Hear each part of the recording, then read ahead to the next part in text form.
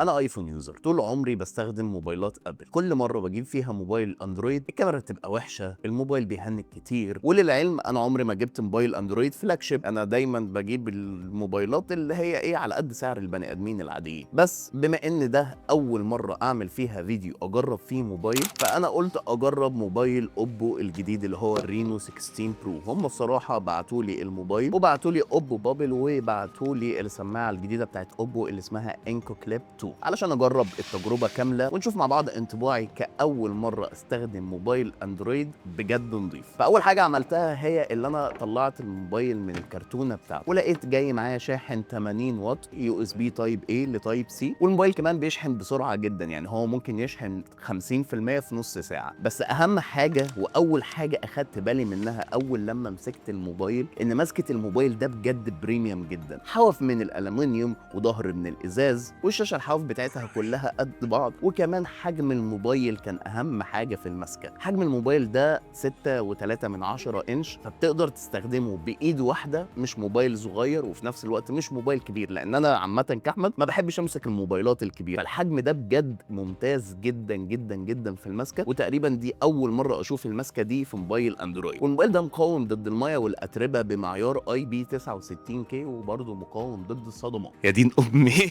امسح بسرعه علشان امك ايه هتموتنا. وظهر الموبايل معمول من الازاز زي ما قلت لك، وعليه حاجه اوبو مسمياها 3 دي بوب بلانيت. هو شكله روش، انت لو بصيت لها كده عينك بتزغلل، بجد عينك بتزغلل. اعمل لايك وفولو وسبسكرايب. دي الحاجه الوحيده اللي ضايقتني في التصميم بتاع الموبايل، انما غير كده بجد جامد جدا. وكمان الفريم بتاع الكاميرا شكله منطقي جدا، يعني لو انت حاطط الموبايل على ظهره كده مش هيتهز منك ال الاهتزاز القوي اللي حصل في موبايلات الايفون 16 لو تفتكروا يعني. وكمان الموبايل فيه زرار زياده اسمه سناب كي، الزرار ده انت تقدر تخصصه اي تخصص انت عايزه. والموبايل فيه ان اف سي واي ار سنسور. فكنظره عامه للموبايل قبل ما نشغل اي حاجه، الموبايل مسكته حلوه جدا، شكله كويس قوي. فبدات انقل الداتا من الموبايل الايفون بتاعي الموبايل الاوبو علشان يبقى كل حاجه بتاعتي موجوده على الموبايل، وابدا اجرب الموبايل بجد. فبعد لما الحاجه اتنقلت قلت ابدا اجرب. وانا تجربتي كصانع محتوى واحد بيستخدم الكاميرا بتاعت الموبايل كتير جدا، كان اهم حاجه عندي اللي انا اجرب الكاميرا. الموبايل ده بيجي باربع كاميرات، 53 ميجا بكسل اللي هي الكاميرا اللي قدام، والكاميرا الالترا وايد، والكاميرا الزوم. والكاميرا الاساسيه بتاعت الموبايل ده 200 ميجا بكسل، والكاميرات فيها اوتو فوكس والدنيا تمام. بس انا دايما عندي الاسس بتاع السكين تون بتاع الموبايلات الاندرويد ده، فقلت اجرب على ارض الواقع، فكك من الارقام وفكك من كل حاجه. فتاني يوم اخدت الموبايل ده فيه، احنا كنا رايحين الايفنت بتاع اللانشنج بتاع الموبايل ده من اوبو، فصورت فيديو وانا رايح في الطريق علشان اشوف الاستابلايزيشن بتاع الكاميرا عامل ازاي. الموضوع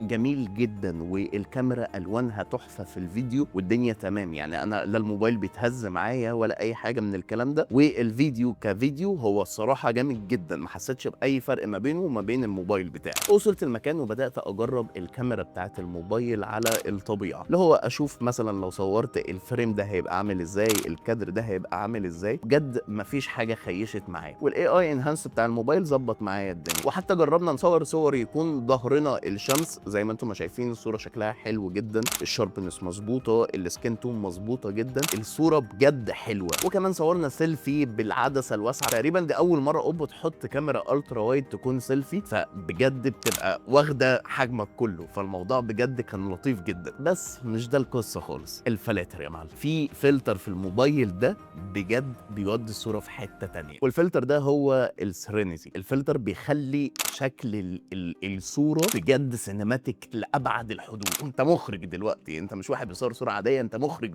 بتجرب الموبايل بتاعك. وكمان بقى هو في فلاتر جديده اسمها بوب، عايز تصور صوره ملسوعه شويه يبقى فيها ايه ليك كده من الجنبين، اللي هو تلاقي فيه بورتريه فيلم. في فلاتر كتيره قوي في البوب فلتر الجديده دي بتخدم الصور بشكل مش طبيعي. فبجد التصوير في الموبايل ده لا غبار عليه. لا هتلاقي بقى السكين تون اللي شكلها كرتوني، ولا هتلاقي الانهانس زياده عن اللزوم، ولا هتلاقي المعالجه اللي ملهاش لازمه. الصور بتطلع مظبوطه. نخلص الصور بقى ونروح للفيديو. الموبايل ده بيصور فيديو 4K 60 فريم. الموبايل ده فيه ميزه جامده جدا بالنسبه لي كاحمد. انت لما تيجي تصور فيديو زي اللي انت شايفه قدامك ده، مفيش ليك بيحصل. الاضاءه بتاعت الفيديو ما بتطلعش مره واحده وترجع تنزل تاني. الفيديو مظبوط، ما فيهوش نويز، ما فيهوش اي مشكله في التصوير الليلي نهائي. فتحس بجد ان انت واخد الفيديو ده من كاميرا مش من موبايل. مش عارف ازاي، بجد مش عارف ازاي، بس كاميرا الموبايل ده من احلى كاميرات الموبايل اللي انا استخدمتها. بالمناسبه انا ما استخدمتش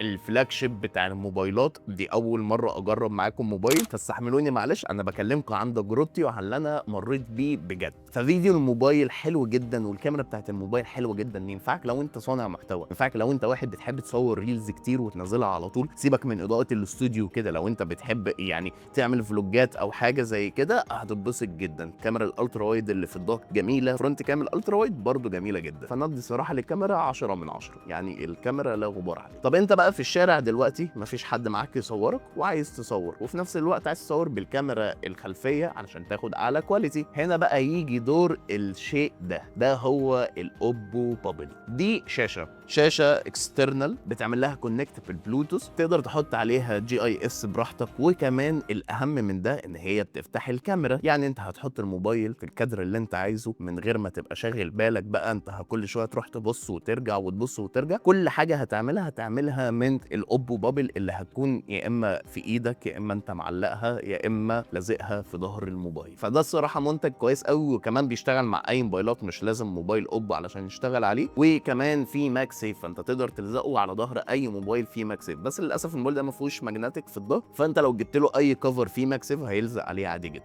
وبما ان الموبايل ده موجه للجين زي، فاكتر حاجه الناس بقت بتحب تعملها دلوقتي وترندي بجد الكولاج. فالموبايل ده فيه AI سمارت كولاج جامد جدا، غير ان الكاميرا كده فيها AI ريزر، وكمان فيها AI انهانس اللي انت تحسن الجوده بتاعت الصوره او تعمل اب سكيل للصوره بعد لما تصورها. والموبايل تقدر تصور بيه دول كام. فاحنا هنعمل كأن انا بديك حاجه اللي هو ايه ده، الله بص خد كده،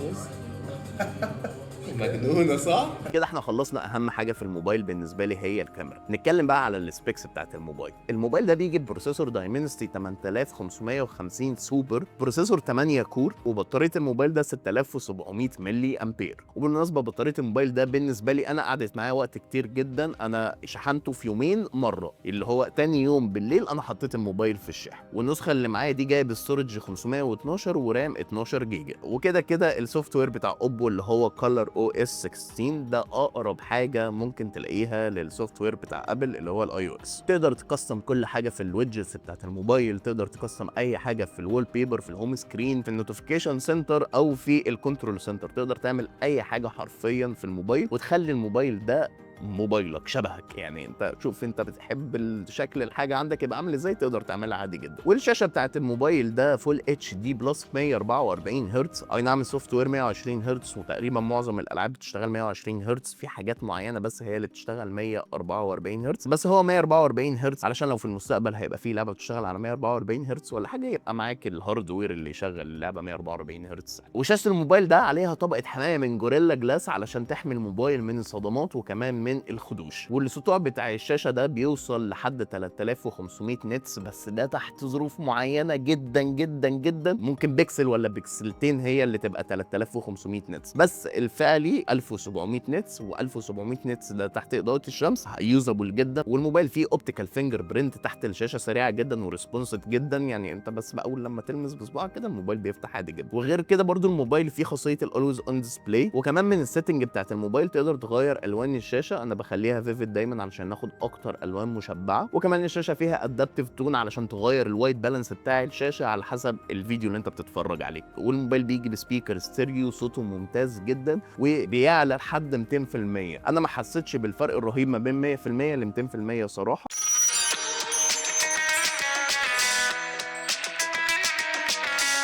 يعني لو انت بقى جيمر فتعالى لي بقى في الموبايل ده حاجه اسمها جيم اسيست، تقدر تعمل منه سكرين ريكورد للشاشه بتاعتك وانت بتلعب لو عملت لقطه حلوه، وبتتسيف بكواليتي عاليه مش كواليتي تعبانه. وكمان بيبوست اللعبه وبيظبط لك البنج شويه. وغير كده بقى انا جربت العب على الموبايل ده اونر اوف كينجز والعب كول اوف ديوتي، والموبايل السخونه بتاعته يعني الموبايل بيسخن، الموبايل طبعا بيسخن لان ظهره ازاز كده. طب السخونه دي بتاذي الموبايل في حاجه؟ ما بتاذيش الموبايل في اي حاجه. الموبايل بعد لما خلصت 3 ساعات على الموبايل اونر اوف كينجز، الموبايل كان ريسبونسيف جدا معايا في كل حاجه، بعرف افتح منه اي حاجه انا عايز افتحها، كل الابلكيشنز شغاله عادي جدا. فاوفر اول الموبايل ده وبجداره هو اول موبايل اندرويد امسكه واقول الموبايل ده بجد حلو والله، حتى اسلام كمان صح. وعلى فكره الموبايل ده مش رخيص خالص، الموبايل ده سعره 56,000 جنيه.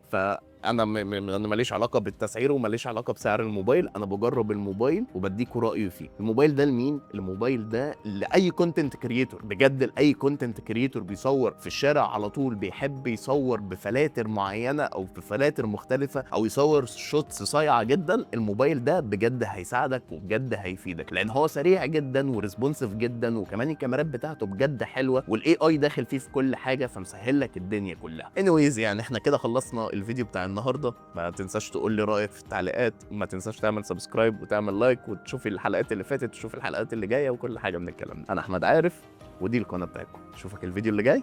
سلام.